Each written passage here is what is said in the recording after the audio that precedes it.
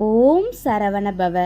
வாழ்க்கையில் ஒரு கட்டத்தில் நாம் எல்லாருமே ஒரு இருண்ட குகைக்குள்ள மாட்டிக்கிட்ட மாதிரி உணர்வோம். சுற்றி இருக்கவங்க எல்லாம் கைவிட்ட நேரத்தில் முருகான்னு ஒரு குரல் கொடுத்திருப்போம். அந்த ஒரு வினாடி, அந்த ஒரு விளிம்புல ஒரு அதிசயம் நடந்திருக்கும். உங்கள் சோர்ந்து போன மனசுக்கு ஒரு மருந்தா, ஊக்கமா இந்த நிமிடம் உங்களுக்கு அமைய போகுது.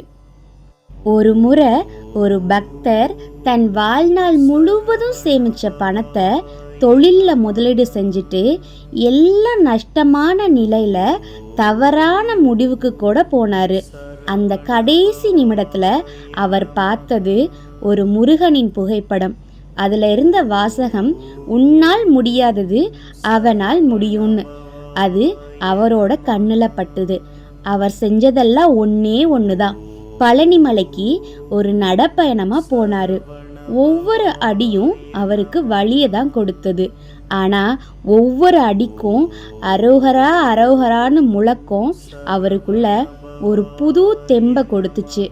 மலையேறி முடிச்ச போது பிரச்சனை தீரலை, ஆனா பிரச்சனையை எதிர்கொள்ளுற தைரியம் அவருக்கு கிடைச்சது.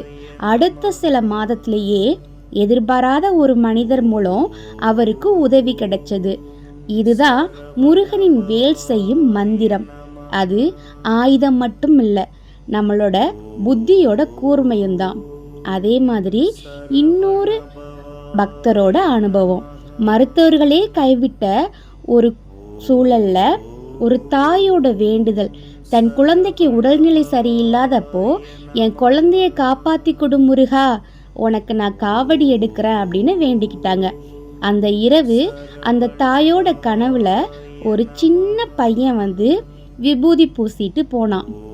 மறுநாள் காலையில மருத்துவர்களே வியக்கிற மாதிரி அந்த குழந்தைக்கு மாற்றம் தெரிஞ்சது. இது வெறும் கதை அல்ல, பல்லாயிரக்கணக்கான பக்தர்கள் இன்னும் அனுபவிக்கும் நிஜம். நீங்கள் இன்று எதற்காவது அழுது கொண்டிருந்தால் ஒன்று மட்டும் நினைவில் கொள்ளுங்கள், அவன் பார்த்து கொண்டிருக்கின்றான். அவன் 12 கண்களும் உங்களை தான் நோக்குகின்றன. முருகன் ஏன் கையில் வேல் வைத்திருக்கிறார்?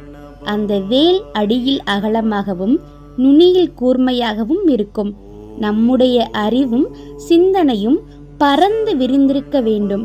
ஆனால் நம் இலக்கு அந்த வேலின் நுனி போல ஒரு புள்ளியில் இருக்க வேண்டும். இதைதான் அந்த கடவுள் நமக்கு கற்பிக்கிறார். தோல்வி என்பது ஒரு முடிவல்ல, அது ஒரு மல்யுத்தம் போன்றது. கீழே விழும்போது முருகன் நம்மை தூக்கி விடுபவர் அல்ல, விழுந்த இடத்திலிருந்து எப்படி எழுந்து ஜெயிக்க வேண்டும் என்று சொல்லித் தருபவர். நீ இன்று சந்திக்கும் ஒவ்வொரு கஷ்டமும் நாளைக்கு உன்னை ஒரு வைரமாக மாற்றப் போகும். ஒரு செதுக்கல் முறைதான் இது. இப்போவே கண்ணை மூடி உங்களை நீங்களே கேளுங்க, நான் ஏன் பயப்படுறேன்? உங்களை செதுக்கியவன், உங்களை உருவாக்கியவன், உங்களை காக்க வேலன் இருக்கும்போது எதற்கும் கலங்காதீர்கள். உங்களுடைய சொந்த வீடு கனவோ, திருமண தடையோ அல்லது அழுத்தமோ எதுவாக இருந்தாலும் அந்த கந்தன் திருவடியில் சமர்ப்பித்து விடுங்கள். நிச்சயம் ஒரு மாற்றம் வரும். உங்களுக்காக மயில் ஏறி அவன் ஓடி வருவான். நம்பிக்கையோடு சொல்லுங்கள், ஓம் சரவணபவ.